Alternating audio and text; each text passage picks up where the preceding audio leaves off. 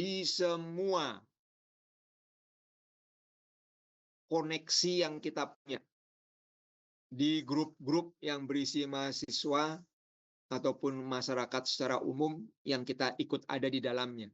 Biar semakin banyak pula kontribusi yang bisa terjaring oleh kita sebagai data yang akan kita manfaatkan nanti. Ya.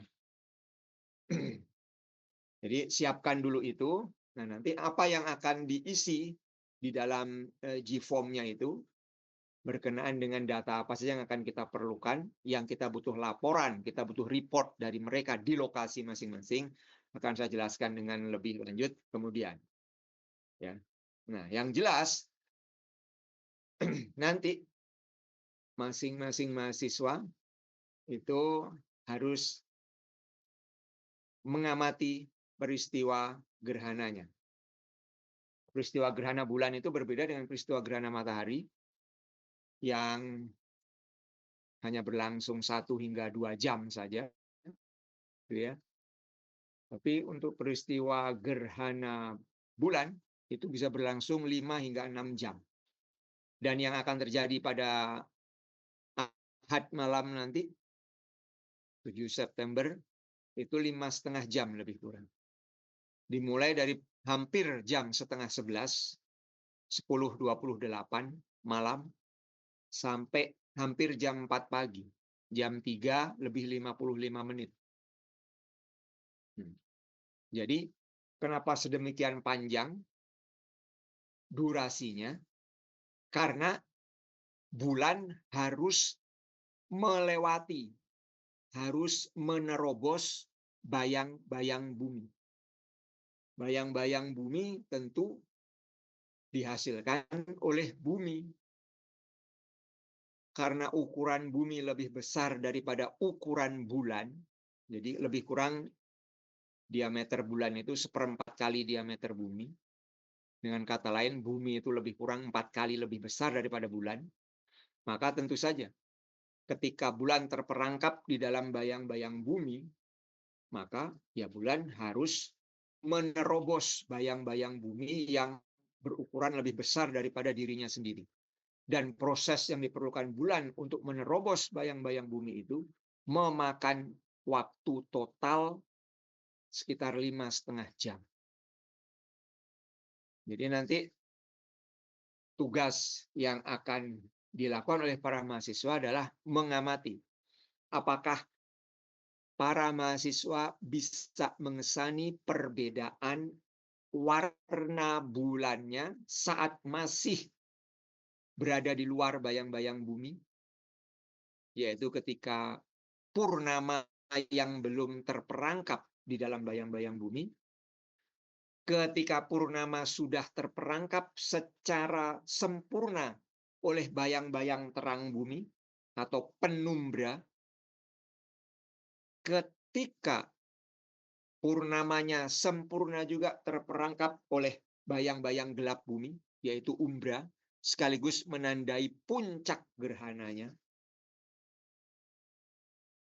Dan nanti dengan masing-masing potret yang dihasilkan, ya, potret ketika bulan purnama masih di luar bayang-bayang, potret bulan purnama ketika masih terperangkap tapi hanya di bayang-bayang terang atau penumbra, dan ketika bulan sudah terperangkap secara sempurna di dalam bayang-bayang gelap atau umbra, itu nanti kita akan mencoba memberikan penilaian atas impresi atau kesan yang kita terima dari warna yang teramati. Bulan nanti akan memiliki nilai skala Danjon berapa. Skala Danjon itu ada 5, 0 sampai 4. Ya, 0 sampai 4.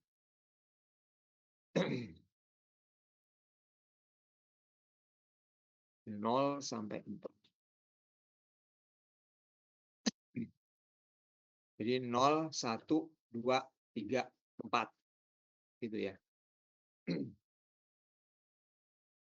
Nah, nanti tingkat kegelapan bulan ketika terperangkap secara sempurna oleh umbra bumi, itu juga akan ditentukan oleh posisi bulannya selama menjalani proses gerhana. Apakah bulannya masih di dekat horizon, ataukah bulannya sudah relatif tinggi, artinya jauh dari horizon. Atau apakah ada peristiwa alam lain yang dekat-dekat dengan peristiwa gerhana bulannya, misalkan terjadi letusan gunung api dengan indeks eksplosivitas yang tinggi, yang kuat, yang artinya adalah letusannya mengirimkan banyak abu vulkanik ke angkasa dan terdeposit di stratosfer.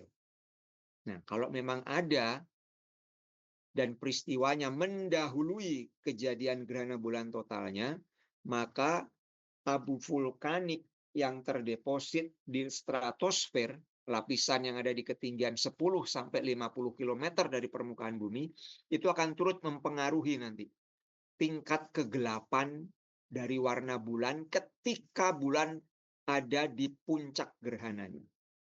Gitu.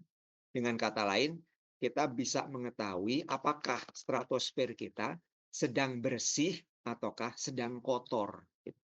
Ya. Nah, ada aplikasi lain yang bisa kita manfaatkan terkait dengan ini, fenomena gerhana bulan. Contoh ini, pada dua peristiwa gerhana bulan yang terjadi di 31 Januari dan 28 Juli 2018, gitu. Ini sudah kami manfaatkan untuk apa? Untuk menentukan berapa jauh jarak bulan dari bumi. Ya, kita mungkin sudah mengetahuinya dari buku yang kita baca, bahwa jarak rata-rata bumi dari bulan 384.400 km, atau sekitar 60 kali jari-jari bumi. Tapi bagaimana kita bisa tiba pada nilai tersebut? Dan bagaimana pula cara memperolehnya? Aswa ini, ada Aswa ini. Hadir, Pak. Hadir. Aswa ini, kalau saya mau bertanya kepada Hanif, diizinkan nggak Aswa ini? Oh, boleh, boleh. Ada Hanif? Ada, Pak, saya. Hanif. Hanif dari KBK apa, Hanif? Saya dari instrumentasi, Pak. Instrumentasi. Tolong lanjutkan Hanif. Sudah ada 4-5 mahasiswa instrumentasi sejak saya menjadi dosen di UPI ya, yang sudah berkontribusi pada dunia astronomi. Karena dulu mereka kerja prakteknya di Boska, melakukan skripsi juga membantu Boska dan lab ini. Saya harap Hanif bisa meneruskan tradisi itu. Ya. Insya Allah, Pak. Hanif mengukur panjang meja, lebar meja, tinggi meja dari lantai pakai apa nih? Penggaris, Pak. Masih mungkin pakai penggaris.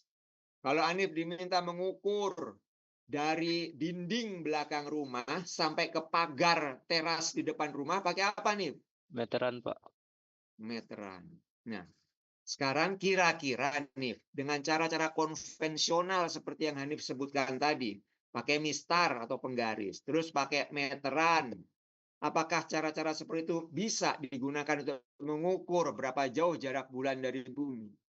Tidak bisa, Pak. Bisa tidak? Tidak bisa, Pak. Jangan-jangan waktu Neil Armstrong, Edwin Aldrin, dan Michael Collins terbang ke bulan dalam misi Apollo 11, mereka juga bawa meteran. Nif, diulur meteran dari bumi sampai ke bulan. Tidak, Pak. Enggak ya? Enggak. Oh, nah, ternyata salah satu fenomena alam yang Tuhan takdirkan untuk bisa terjadi dan bisa diamati dari bumi, yaitu gerhana bulan, itu bisa dimanfaatkan oleh manusia dengan akal budinya, dengan kecerdasannya, untuk bisa dipakai menentukan jarak bulan dari bumi tanpa harus repot-repot mengulur meteran sambil dibawa dengan pesawat luar angkasa. Terus nanti HT-HT-an, nggak mungkin pakai HT lah ya, HT mah terestrial ya di bumi ya. Pakai, telemetri, "Halo halo, sudah sampai, berapa jauh panjang meterannya?" Oh, nggak begitu kan. Nah, bagaimana caranya? Nah, itu dijelaskan di dalam artikel ini. Makanya nanti mahasiswa silakan mengakses tulisan saya yang ada di portal Berita UPI, dan akses juga tautan yang saya berikan untuk sampai pada artikel yang pertama ini. Jadi intinya adalah ini nih, intinya adalah, nah ini adalah gambar ini ya, 2 kejadian gerhana itu. Yang pertama yang di 31 Januari, gerhana bulan total seperti ini. Yang kedua, gerhana bulan total juga di 28 Juli di tahun yang sama. Terpisah lebih kurang 6 bulan. Gitu ya. 6 bulan kurang sih. Ya. Nah, cara memperoleh jarak bumi dan bulan adalah ini nih. Cukup berbekal kamera ponsel. Ya, cukup berbekal kamera ponsel. Gitu.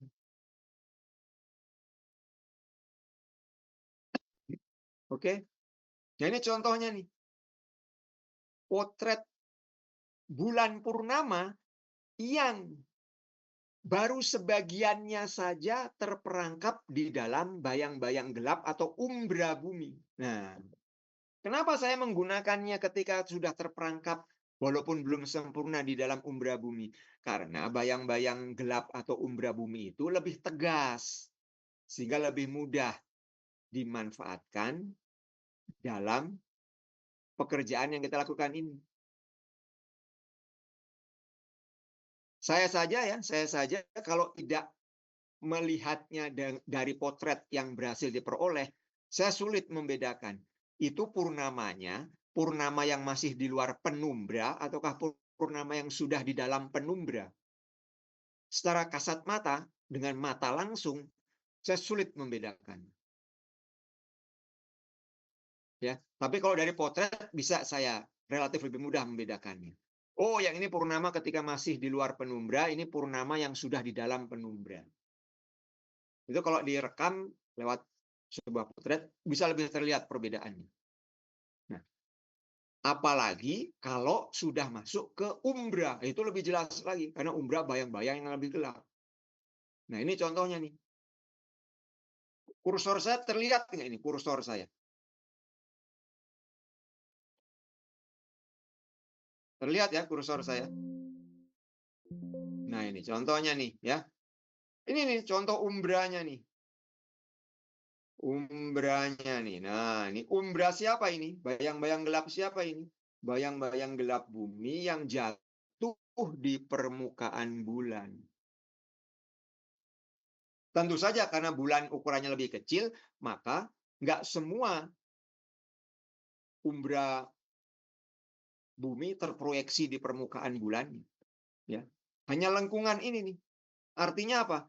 Kalau kita sempurnakan lengkungannya, kita ikutin bentuk lengkungannya ya, nah ini akan terus sampai di luar frame kita, di luar bingkai potret kita. Dengan kata lain, ukuran umbra bumi memang jauh lebih besar daripada ukuran fisik bulannya.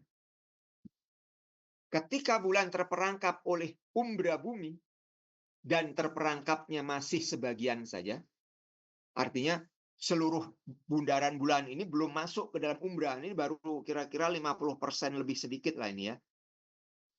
Nah, atau ketika baru 10% terperangkap, 30% terperangkap, nah itu masih boleh, masih bisa manfaatkan. Ya, karena yang mau kita manfaatkan nanti adalah lengkungan umbranya ini, lengkungan umbranya yang mau kita manfaatkan. Ya, jadi ketika potretnya sudah didapat, tadi potretnya apa saja? Bulan purnama ketika masih di luar umbra. Terus bulan purnama ketika sudah terperangkap sempurna di dalam penumbra. Terus bulan purnama ketika terperangkap sempurna di dalam umbra, berarti di puncak gerhana. Udah 3 potret tuh. Sama potret di fase gerhana bulan sebagiannya, seperti yang ada dalam foto ini. Ketika bulan terperangkap umbra tapi belum seutuhnya. Ya. Nah, dengan gambar yang keempat inilah kita akan menentukan berapa jauh jarak bulan dari bumi. Ya. Di sini dijelaskan dalam artikel ini cara secara geometrinya. Kalau ada yang pengen mencoba dengan cara berbeda menggunakan bantuan perangkat lunak, ya, itu bisa menggunakan seperti cara yang bisa ditemui dalam artikel yang ditulis oleh ini, Miguel Angel Pio Jimenez ini. Ya. Jadi dia menentukan mana sih batas umbranya, ya, itu dengan bantuan software pengolah citra. Nah, di sini dia tandai itu 1, 2, sampai 7. Nanti kalau ini dihubungkan, nah ini akan menjadi lengkungan juga, sama seperti gambar di atas ini. Akan membentuk lengkungan umbra buminya juga. Nah, cuman saya menggunakan pendekatan yang tidak memerlukan piranti khusus. Jadi setelah gambar atau potret yang diperoleh dicetak, ingat dicetaknya dicetak apa adanya ya. Jangan di-resize fotonya itu. Fotonya jangan di-resize. Waduh Pak, kalau dicetak di atas A4 misalkan, itu nanti butuh beberapa kali cetak Pak. Nggak apa-apa.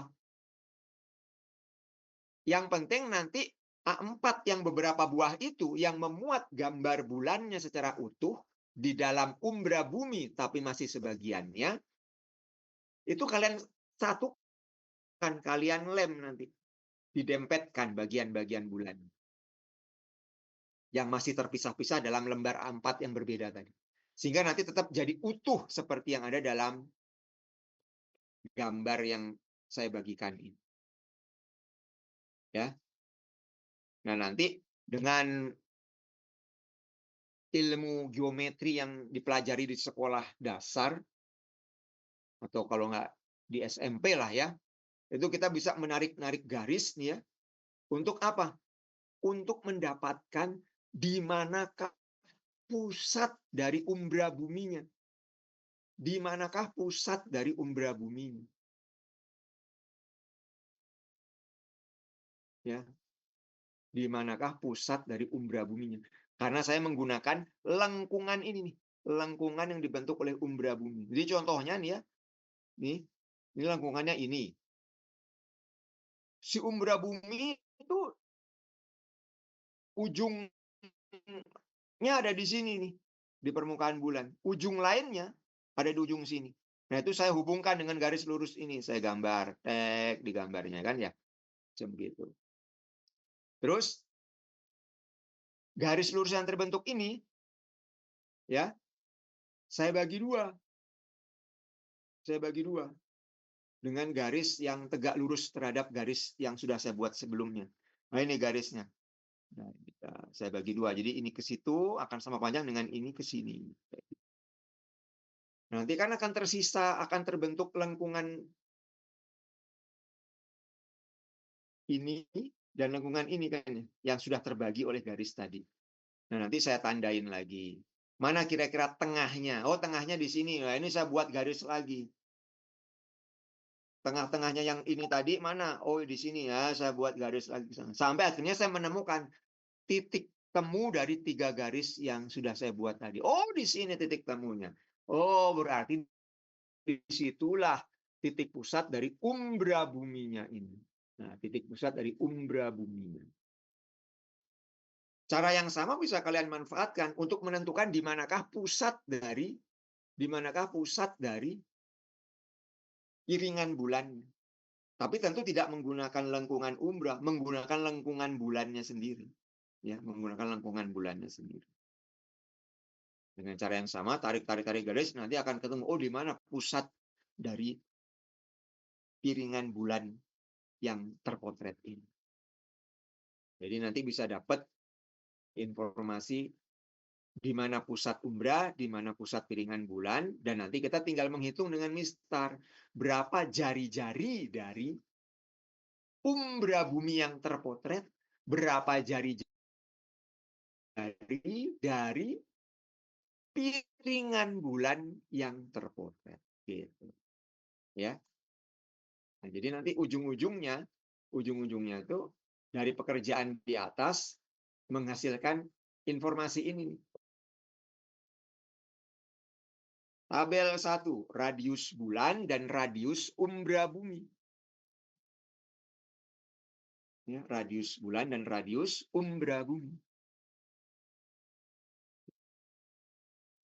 Benar kan bahwa umbra bumi lebih besar ukurannya daripada radius bulan. Karena ini dari dua citra gerhana bulan yang berbeda,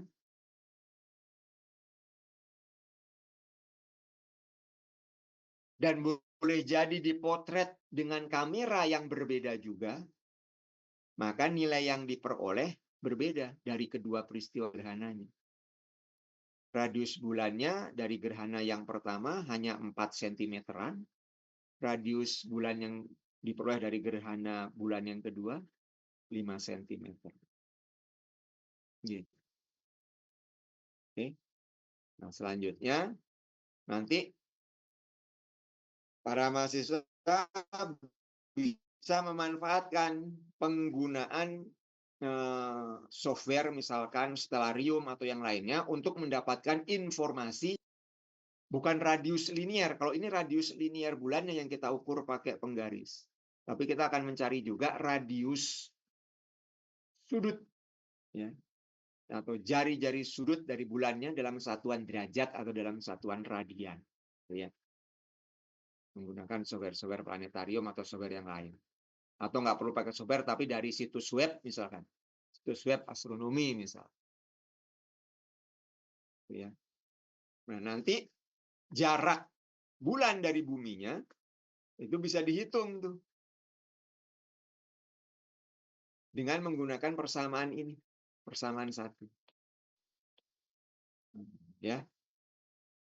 Jadi jarak bulan dari buminya, D, itu dinyatakan dalam satuan berapa kali radius bumi. Berapa kali radius bumi. Tadi sempat saya singgung di awal, bahwa jarak rata-rata bumi bulan, kenapa rata-rata? Ya karena memang orbit bulan itu elips. Sehingga bulan punya jarak terjauh dari bumi, bulan juga punya jarak terdekat dari bumi. Nah, rata-ratanya itu 60 kali radius bumi, jarak rata-rata bulan dan bumi. Nah, nanti kita pengen tahu, di jarak berapakah pada saat gerhana bulan 7 September nanti terjadi. Ya, gunakan persamaan ini nanti. Apa itu makhluk Psi dan alfa? Psi dan alfanya itu adalah ini. Psi dan alfa masing-masing menyatakan diameter sudut bulan. Dan diameter sudut umbra bumi dalam satuan radian.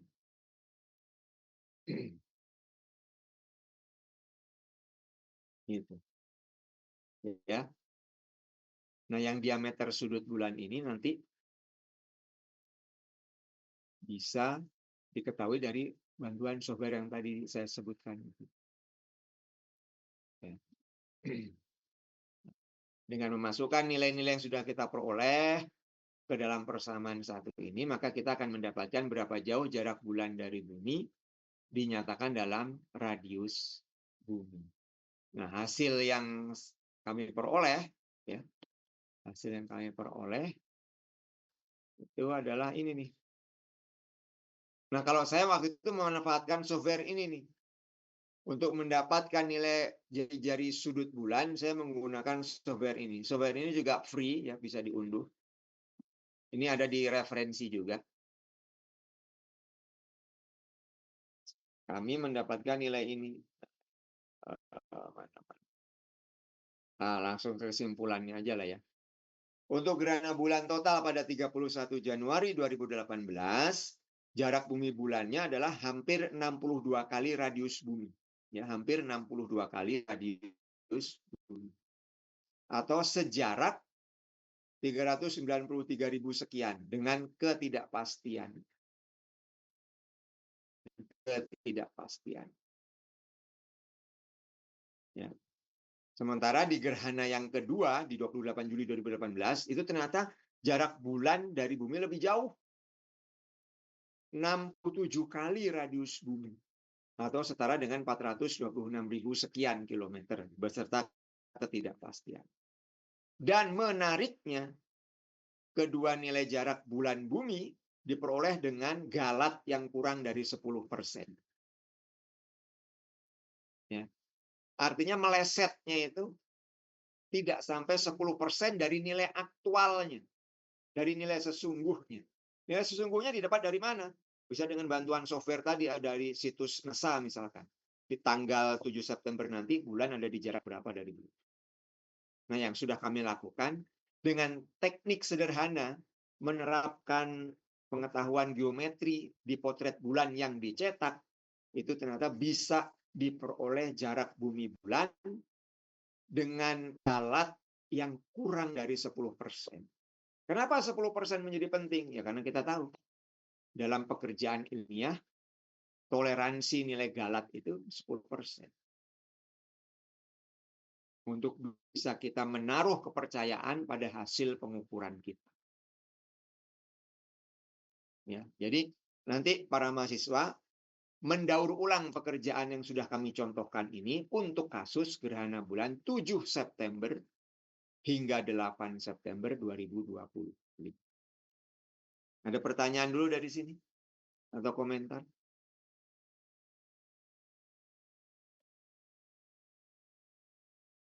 Jangan lupa mengisi form daftar hadir yang sudah disampaikan Pak Ferry di chat box.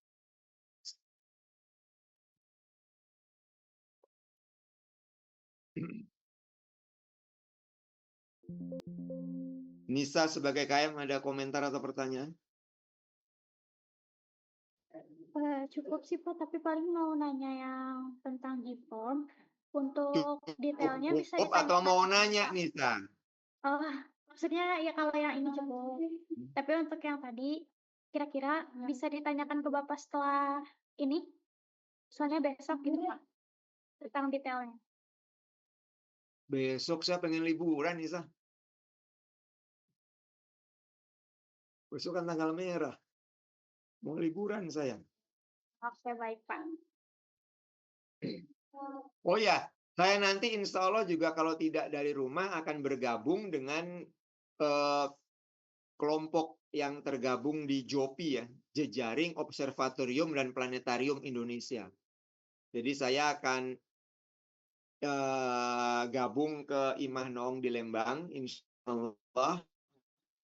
Nah nanti dari Boska, dari Imah Noong, dari Jogja, dari Kudus di Jawa Tengah, dari Tangerang di Banten, kemudian dari beberapa lokasi lainnya di mana kami punya mitra jejaring, itu akan menstreamingkan pengamatan gerhana bulan dari masing-masing lokasi dengan koordinatornya Boska.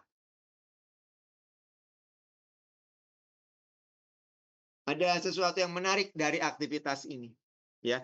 Jadi yang menggagas aktivitas ini adalah Profesor Permana Perdi,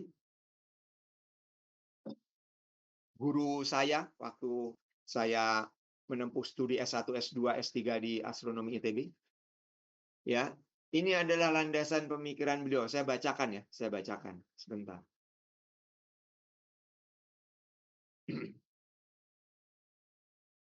Ini dia.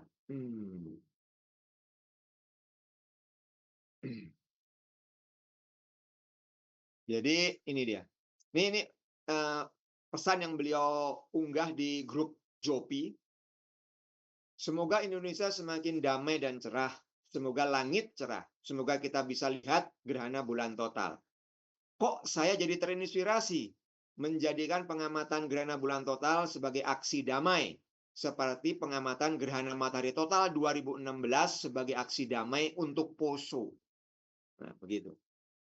Jadi kalau mahasiswa ingat atau kalau tidak tahu sama sekali, bisa browsing ke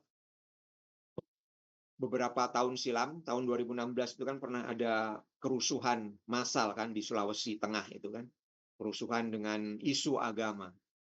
Nah, waktu itu gerhana matahari total bisa menjadi media untuk mendinginkan, menyejukkan suasana. Dan beliau juga punya ide serupa menyikapi kondisi bangsa kita beberapa pekan terakhir ini dengan menggunakan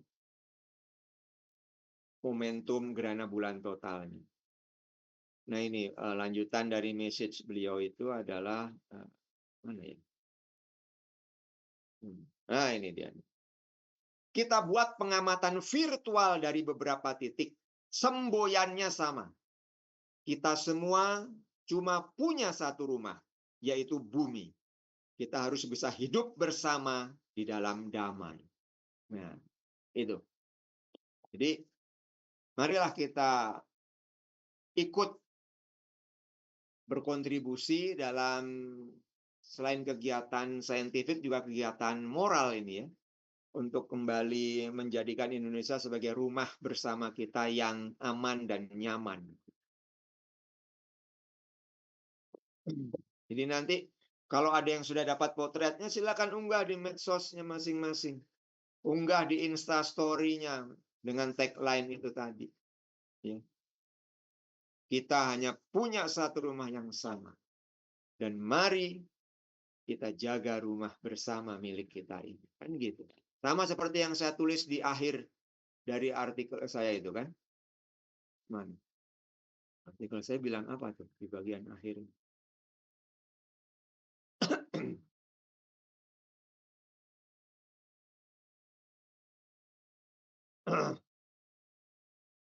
Artikel saya bilang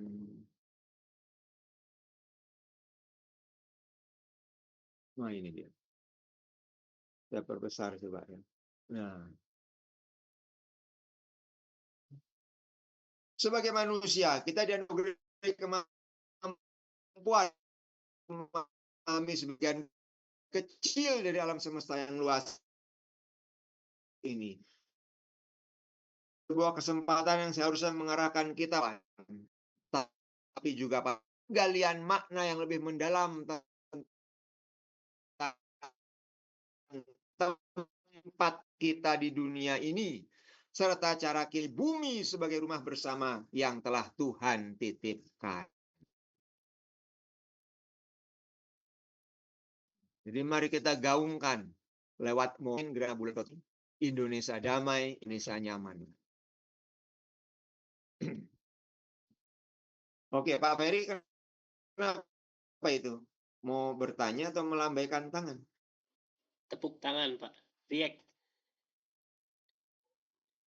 Pak Ferry. Putus-putus suaranya. Oh, Riek. Jadi Pak Ferry itu reaktif sekali. Ya, Pak Ferry orang yang reaktif. Ya.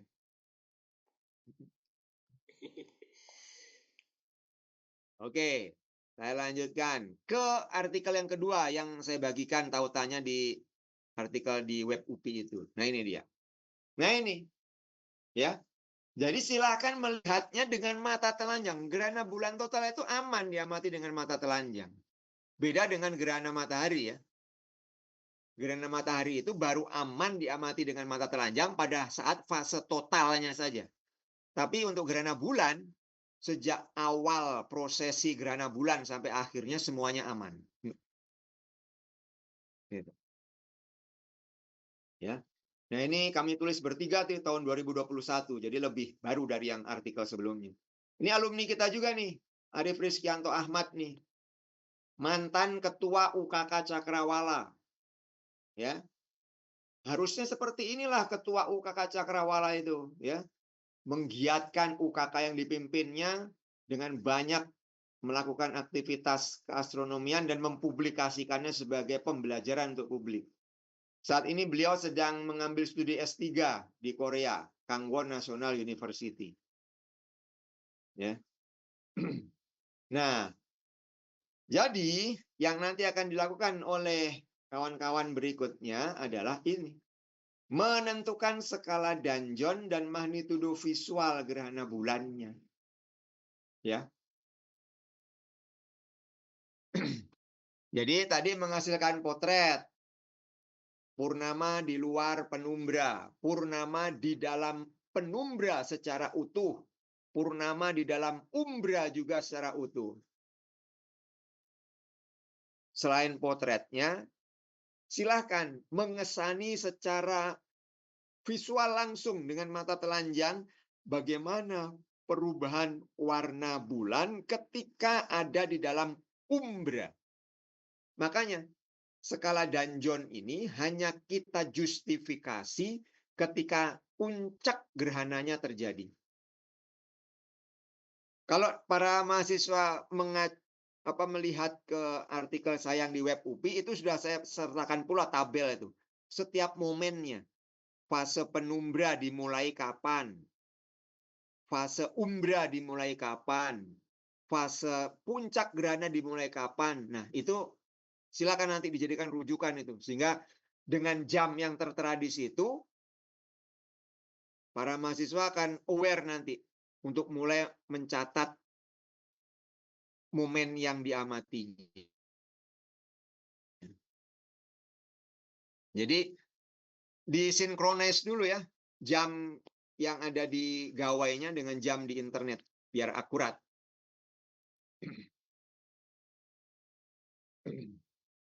Nah, disinilah digunakan itu GFOAM tadi, ya. GFOAM tadi manfaatnya di sini.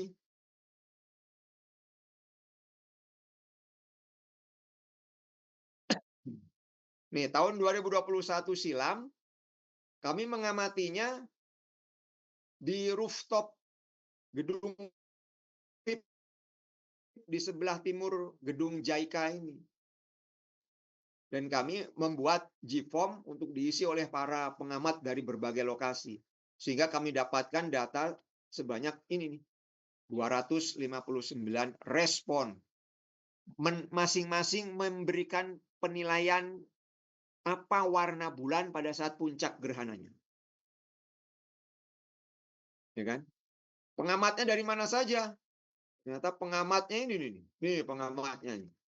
Kota Bandung, Kabupaten Bandung Barat, Kota Cimahi, Kota Bekasi, Kabupaten Tasikmalaya, Kabupaten Cirebon, Kabupaten Garut, Kabupaten Majalengka, Kota Serang, Kota Tangerang, Kabupaten Luwu di Sulawesi, Kabupaten Sopeng di Sulawesi, Kabupaten Jeneponto di Sulawesi, dan Kota Makassar. Ini kontributornya. Ya. Jadi nanti di bawah koordinasi dari KM, buat siapkan GFOAM-nya. Nah, nanti isiannya itu sederhana kayak begini nih. Ya. Isiannya sederhana. Nah, ini contoh dari yang versi cetak. Contoh dari formulir versi cetaknya. Karena tahun 2021 itu masih lockdown kan ya. Jadi hanya beberapa orang saja yang mengamat dapat izin di UPI itu. Sambil bermalam di kampus. Ya kan? Oh, nggak bermalam, Deng. Karena gerhananya terjadi sejak waktu asar sampai sebelum tengah malam. Jadi nggak sampai bermalam. Nah, ini. Nah, ini dia nih. Kelima skala Danjon tadi, beserta keterangannya. Jadi supaya publik nanti yang sangat mungkin adalah orang awam nggak bingung. Harus ngisi dengan kode berapa? 0, 1, 2, 3, atau 4 kah? Yang akan disesuaikan dengan warna bulan yang teramati olehnya dari lokasinya berada.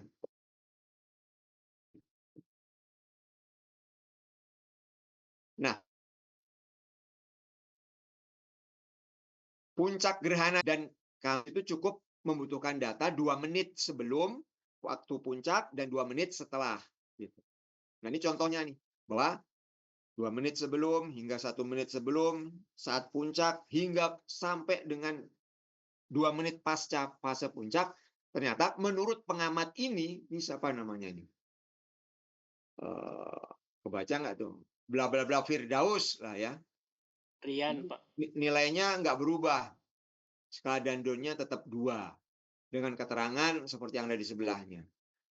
Di sini keterangannya misalkan cerah, ya, tidak ada awan, cerah, tidak ada awan, cerah, tidak ada awan, begitu seterusnya. Dan menurut penglihatan mata yang bersangkutan, bulan itu seperti ini nih. Dengan skala Danjon 2 itu. Coklat kemerahan dengan tepinya terang. Jadi nanti harus disiapkan ilustrasi seperti ini untuk menjadi pegangan dalam GFOAM-nya.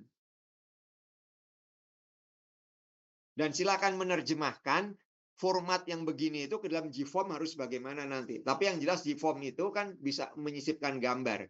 Nah, gambarnya bisa diambil dari internet terkait dengan skala Dungeon-nya ini dan tinggal nanti ditambahkan keterangan. Gitu. Syukur-syukur ada dari luar negeri juga yang bisa ikut terlibat. Jadi makin luas lagi cakupan. Saya percayalah mahasiswa mampu. Kan kalian ini mahasiswa mahasiswa sebagai generasi medsos dan generasi apa kan TIK kan. Jadi pastinya nggak asing lah dengan hal macam kayak gini.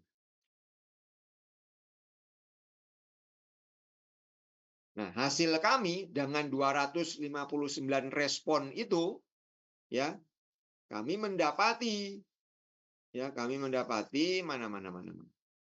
Kami mendapati adalah ini hasilnya ya. Ini. Kami mendapati seperti ini nih. Ada data yang kami buang, tidak kami sertakan ya. Sehingga pada akhirnya dari 259 respon, kami hanya pakai 182 data. Nah, 182 data ini kemudian kami lakukan analisis statistikanya. Kami gunakan nilai rataan, kami gunakan nilai mediannya untuk nilai skala Dungeon-nya. Jadi dari 182 data yang terseleksi itu memberikan nilai rata-rata 1,87 plus minus 0,68 ketidakpastiannya. Di sini saya mengambil sebagai ketidakpastiannya itu simpangan bakunya, 1 kali simpangan baku. Sementara nilai mediannya 2,00 plus minus 1 kali simpangan bakunya. Jadi kan antara nilai rata-rata dengan nilai mediannya relatif konsisten kan. 1,87 dengan 2. Jadi ini adalah nilai skala Dungeon untuk gerhana matahari total pada 26 Mei 2021. Nah, begitu dapat nilai skala Dungeon-nya, saya bisa masukkan ke persamaan yang ada ini. Ya. Untuk mendapatkan nilai magnitudo semu visual dari bulannya. Oke. Karena saya skala Dungeon-nya punya 2 nilai rataan dan nilai median, ya kan? Kalau saya menggunakan nilai rataannya, maka nanti saya dapatkan nilai magnitudo visual rataan. Kalau saya menggunakan nilai skala Dungeon-nya yang median, saya mendapatkan nilai magnitudo visual mediannya. Dan itu nilainya adalah ini. Magnitudo visual rataan minus 0,58, sementara magnitudo visual median minus 0,81. Mana yang lebih negatif? Mana lebih negatif? Sebagai lulusan fisika antariksa dan KDBA mestinya bisa menjawab. Mana yang nilainya lebih negatif? Minus 0,58 ataukah minus 0,81? Minus 0,81. Artinya apa? Yang mana yang lebih terang? Nilai rataan ataukah nilai median?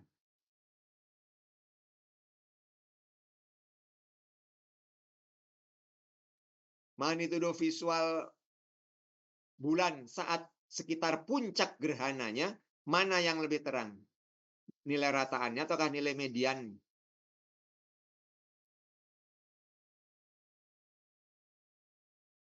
Median, Pak. Nilai mediannya lebih terang. Karena semakin negatif, semakin kecil secara nilai, tafsiran magnitudonya itu adalah objeknya lebih terang. Ya. Nah, kami menyadari ada perbedaan ini. Sehingga kami menyampaikan di atas. Magnitudo visual bulan, ya, pada penggunaan nilai mediannya itu 1,24 kali lebih terang daripada magnitudo visual kalau menggunakan nilai rataan. Nah, selanjutnya kami juga bergerak lebih lanjut, pengen tahu seberapa kotornya stratosfer saat itu, karena dari penelusuran kami, ya, pada 8 Agustus 2020, September, Oktober, November, Desember, Januari, Februari, Maret, April, Mei, 9 bulan sebelumnya, itu ada letusan gunung api Sinabung. Ya. Jadi kami pengen tahu seberapa keruhnya stratosfer 9 bulan pasca letusan gunung api Sinabung. Ternyata nilai dari ketebalan optik aerosolnya itu kami peroleh nilainya sebesar mana ya? Ini 0,06. 0,06.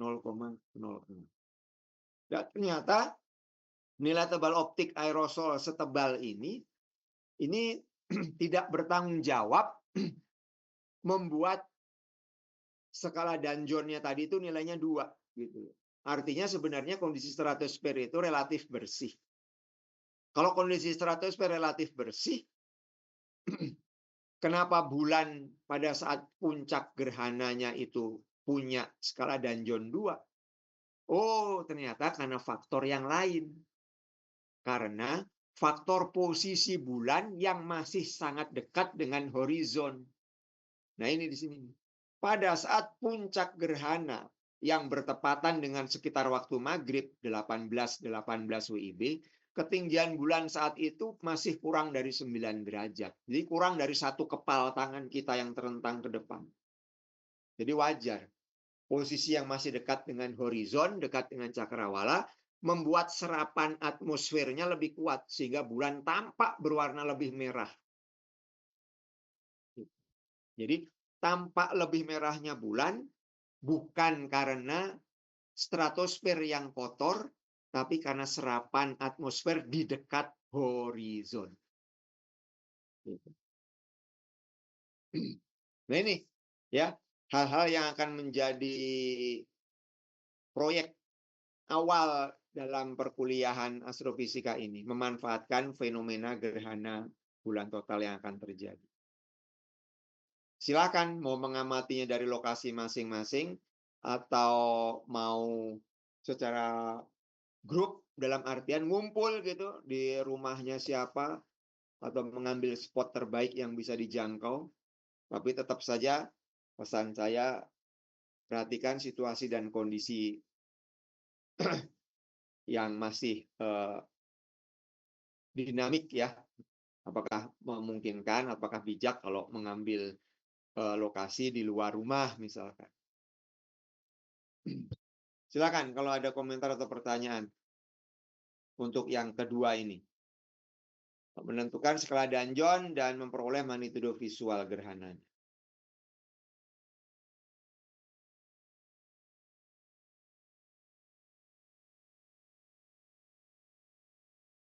Jadi pahami? Nif, ada komentar Nif? Tidak ada, Pak. Bisa mengikutinya? Bisa. Bentar, kok ini ada Hisam segala ini? Memang ada ya Hisam ini? Hisam ini KBK apa Sam? Saya material, Pak. Oh, kamu materialistis ya?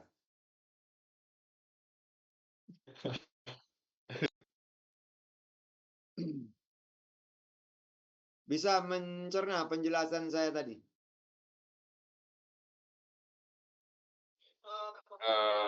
Bisa sedikit-sedikit, Pak. Soalnya saya juga dibarengin sama mata kuliah lain yang nabrak juga hari ini, Pak. Yang sekarang juga. Oh gitu. Jangan dipaksakan atau pilih salah satu aja. Repot kamu nanti kalau nggak bisa berubah. Ini saya udah kuliah paling sore nih karena saya waktu itu minta ke Kaprodi waktu menyusun jadwal ini. Saya nggak ingin mata kuliah ini di luar LBA, lab yang saya pimpin. Sehingga akhirnya kebagiannya di hari Kamis dan itu jadwal paling sore. Jadi saya nggak akan mau mindah, Sam. Sehingga silakan kalau nanti Sam mau PRS, kalau lebih berat ke mata kuliah yang lainnya itu silakan saja. Oh, kalau buat mata kuliah yang lain ini udah diobrolin sekarang, Pak. Udah bakal yang dipindah yang satunya. Lo nggak yang sekarang Hisam ikuti yang mana ini? Yang bentrok dengan astrofisika? Mata Mata kuliah apa? Sub apa? superkonduktor, Pak. Nah, itu kan penting buat material.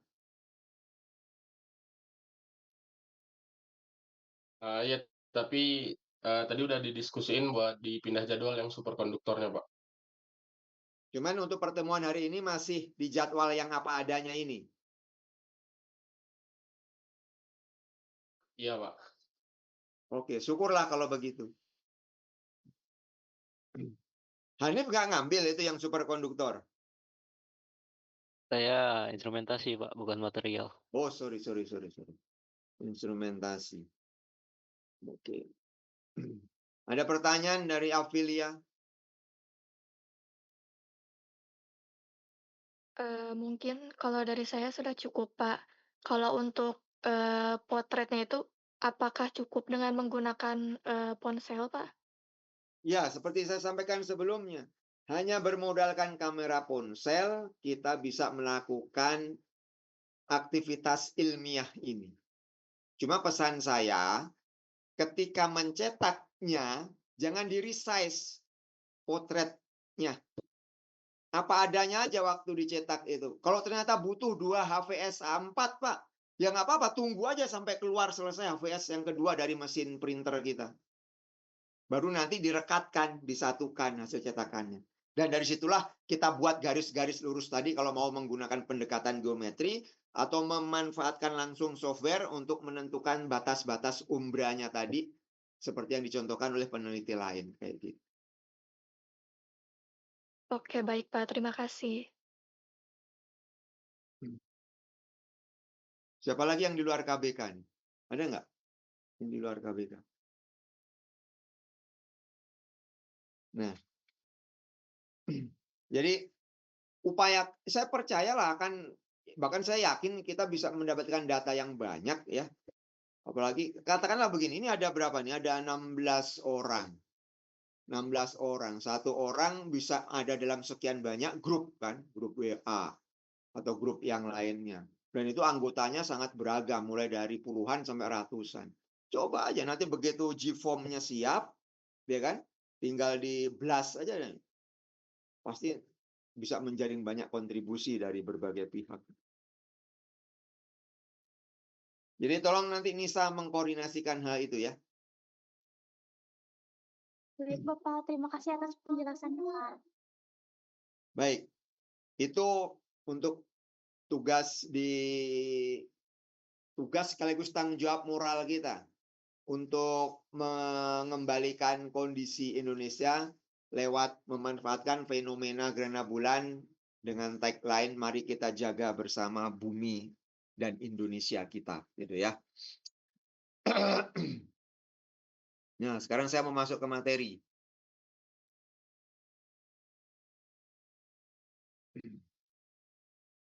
Di materi kita.